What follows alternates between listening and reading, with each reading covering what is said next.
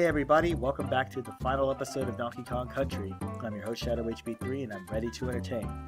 In the last episode we collected every single collectible in the two remakes, save for one photograph. And in this episode we will take down King K. Rool once and for all after he stole our bananas and never did anything with them to begin with.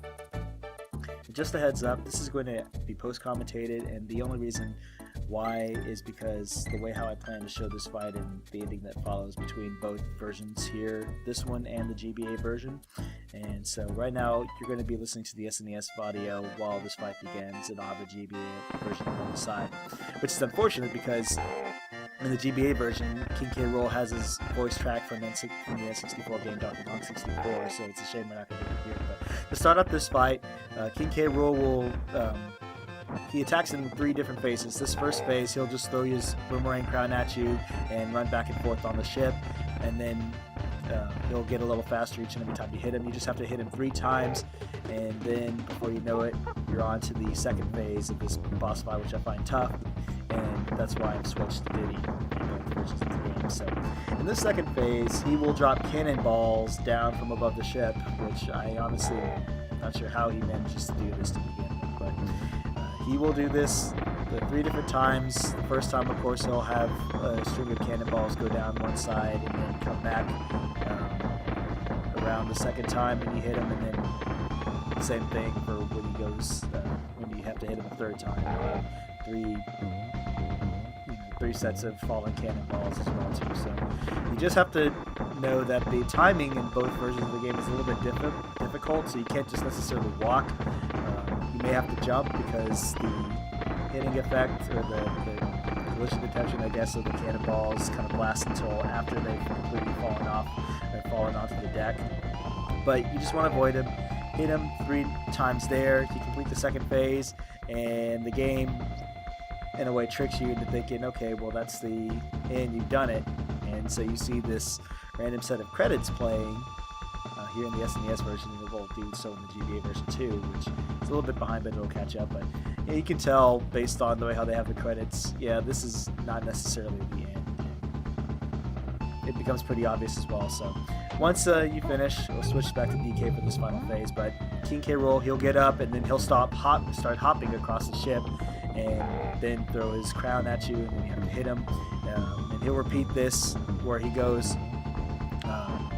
He'll hop 2 big times, and then hop 4 small times, and then on the final hit that you need to hit him at, he'll hop 6 total times. So you just have to make sure your timing is right so you can duck under him. But once you avoid his final set of jumps, hit him after he throws his crown, and you'll take him out and finally beat the game, and in the GBA version get your final photograph as well too. So now the ending takes place in 2 different places. You can tell in the GBA version you're still on the ship. Cranky comes to beat you, what am I saying? He comes to meet you and just says, hey, congratulations, you did it faster than I would have done this in no time. But in the SNES version, you actually visit his cabin, which we never did actually get to go to in the SNES version. But I think what's cool is that he'll actually say the same thing, but he also, in addition to what you saw in the GBA version, he tells you to go look in the horde, and you'll go do that before you go to the cast of credits or enemies at play. So you get to see your entire banana horde back with all your bananas, and DK, of course, he's happy.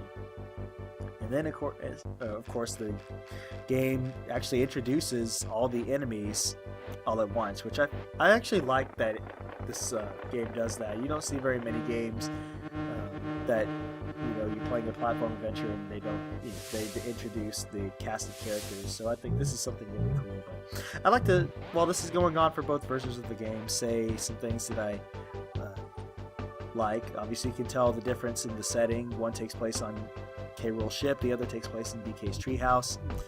What I think between the two, even though the SNES version is the one that I'm the most familiar with, the GBA version I think is my favorite one comparing the two.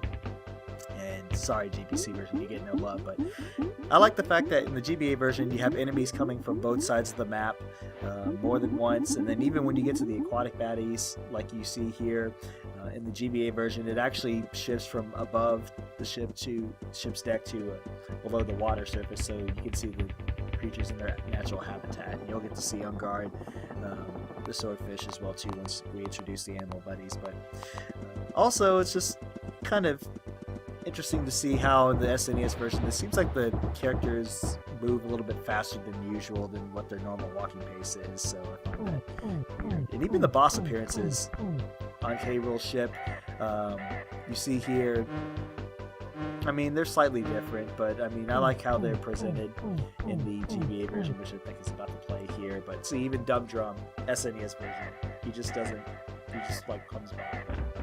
But, I mean, those kinds of things are what stick out to me as far as what I like about the GBA version. So, I mean, of course, with it being a remake, it's going to be a chance for the cast to do some different things, which I think, again, they did a really good job.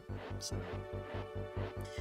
now, there is one other cutscene that is going to happen in the GBA version, and once we get done here, you'll see it here in a moment. But I'll point your attention now here to the SNES version, because you see here that they're introducing the last of the cast, which includes the Kongs, and then once after Diddy comes by, Donkey Kong will be the last one introduced, but he doesn't walk across the screen.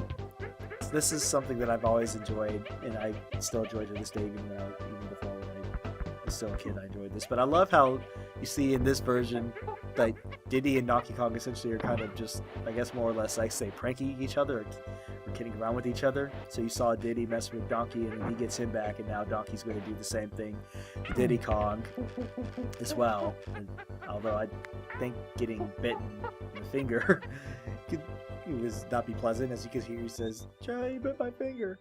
Alright, anyways, the SNES version, there's a cutscene that's going on right now, and so I've shifted to the GBA audio. Now, I'm not going to read it to you all, but if you haven't been paying attention, basically they're just Donkey Kong and Diddy. They just say now that that's all sorted out, they're going to go back to sleep. Diddy says he's getting gold. Candy and Funky just say that they did a great job, and then they're going to make themselves at home on King K-Rool's ship, but K-Rool comes off to the side, says, "Hey, I'm going to get ready to set sail. Let's get off my ship or else." And so he threatens to destroy DK Island, even though you've already defeated him. And so eventually what's going to happen, all the Kongs are going to leave the ship, and he's going to set sail. And then Cranky Kong says something really interesting that I love, which is even, fourth wall breaking even after the game is officially over. So take a look at this. He says, "Call that an ending? Looks like a cheap stunt setting up the story for the sequel." And so it just gives you a heads up right there. Obviously there is a sequel in place. And then of course the sun sets, and I'm sure they eventually make it back to the island at some point. But that's the game. So we are officially done with the adventure and collected the main collectibles that there are in both games. Now, I do have one other thing that, of course, while we have a little bit of time left, that I wanted to talk about, and that's just kind of course, do my miniature post-mortem, if you will, and tell you how I thought the project went.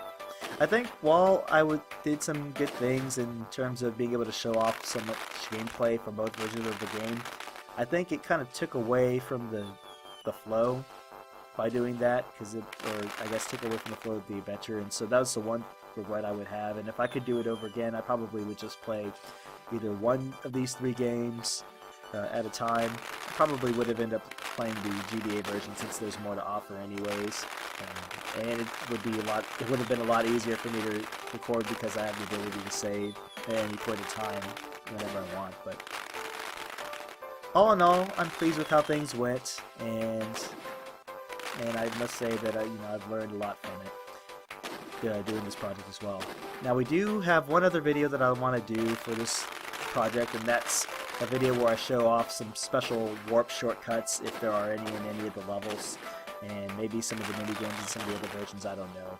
Probably just mainly focus on the shortcuts, but that will be the only other video that I have left to do, and then we can officially say that this game is done. But until then, guys, thank you guys so much for watching this. I know it's been a long year run, but I'm glad we got this at least done to this point. So thank you all for your support, And when I see you all next time, we will finish off this project by showing off some special shortcuts in all the levels that happen. So until then, guys, take care of yourselves. I'm signing off, and I'll tell you guys, like I always do, stay perky. I'll see you guys in the next and final video.